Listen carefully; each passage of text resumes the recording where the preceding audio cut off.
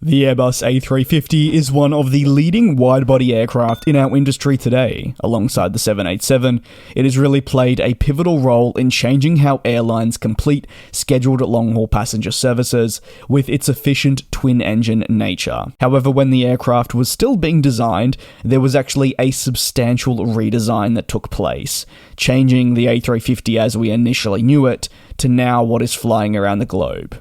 What was the redesign all about, and why did it happen? And has the A350 fared well since then? Before I begin, over 70% of viewers aren't subscribed, and as I try and push for 40,000, why not join up to never miss an upload? To understand why the A350 exists today, and especially the initial version that Airbus unveiled, there also needs to be a subsequent understanding of why such a plane was studied and developed, period. The late 1990s and early 2000s were a pretty fun period for the industry, especially when taking a look at manufacturers. There could be a documentary, in my opinion, on everything that took place in that decade alone, from the misjudgments at manufacturers to other key decisions that laid out the groundwork for today's many successes and also failures.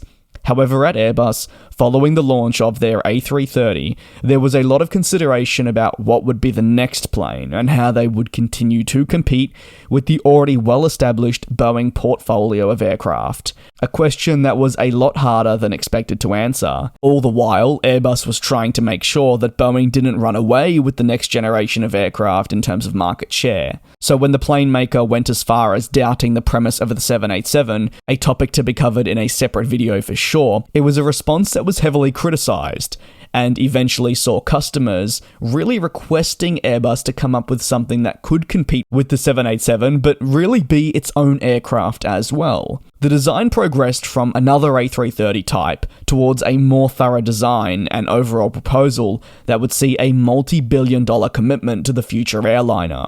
The premise was an aircraft to fit the 250 to 300 seat market, which at the time was deemed to be highly lucrative, and Airbus wanted to win more than half the available market. However, while the A350 was unveiled around 2004 and did later receive backing from Qatar Airways in 2005, there were immediate concerns and questions that needed to be asked. After many discussions, studies, and input coming directly from customers, Airbus unveiled in 2006, a handful of years after we were first introduced to the type, the A350 XWB. XWB standing for Extra Wide Body. See, the A380, while the world's largest passenger plane and a fantastic bit of engineering, design, and more, caused the plane maker some pretty big issues that could have very quickly plunged it right out of the industry. The redesigned A350, the XWB, was what Airbus wanted to be its saving grace.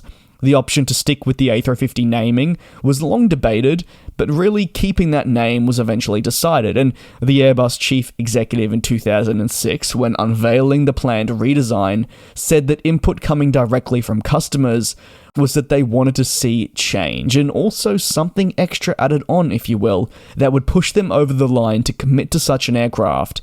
And taking that on board was no doubt essential by Airbus for the long-term success and future of the program, if it did even delay the program by a couple of years. With a USD 10 billion development cost, which at the time was what they said, but it did end up rising, it was a staggering increase on the initially quoted figure before the redesign. But there was hope that eventually, by committing more money to the changes, that they would break even by turning customers that questioned the initial plane into a firm customer. So with the redesign, where would the A350 be pitched?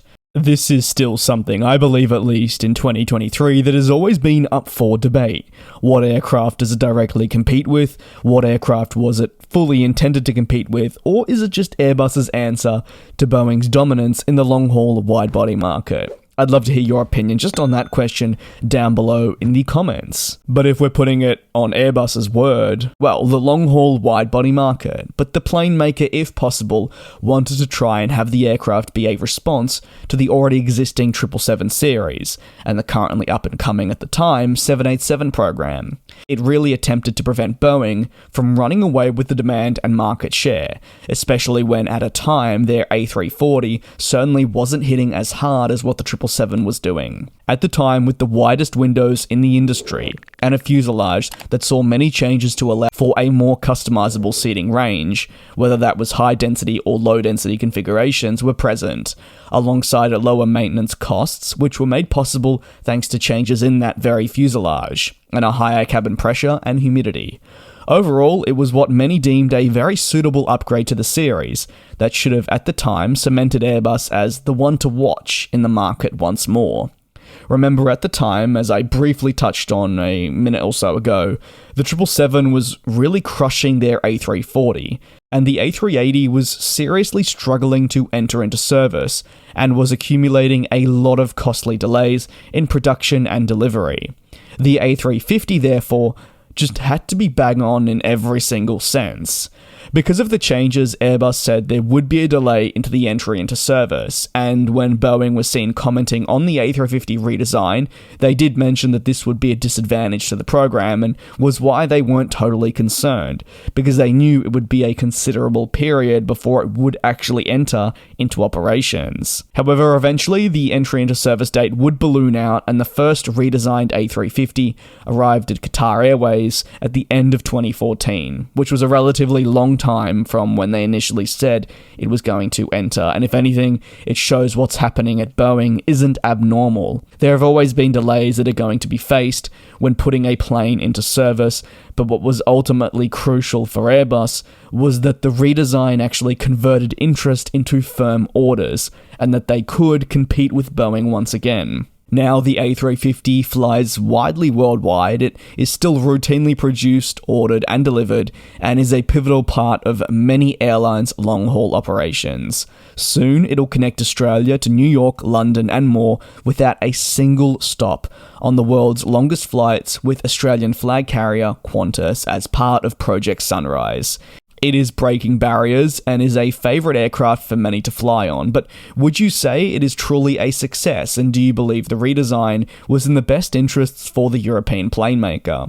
As without it, maybe they wouldn't have been around now. Let me know your thoughts on all things Airbus A350 down below in the comments, whether that's related to cancelled variants, the redesign, some of your favourite A350 customers, or something else in between, and I'll be sure to take a look. Stay tuned for more aviation analysis that will be coming on the channel very, very soon. Subscribe if you haven't already, as the channel continues to push higher and higher. Thanks a lot, take care and be safe, and I'll see you next time for more analysis. And we'll fly.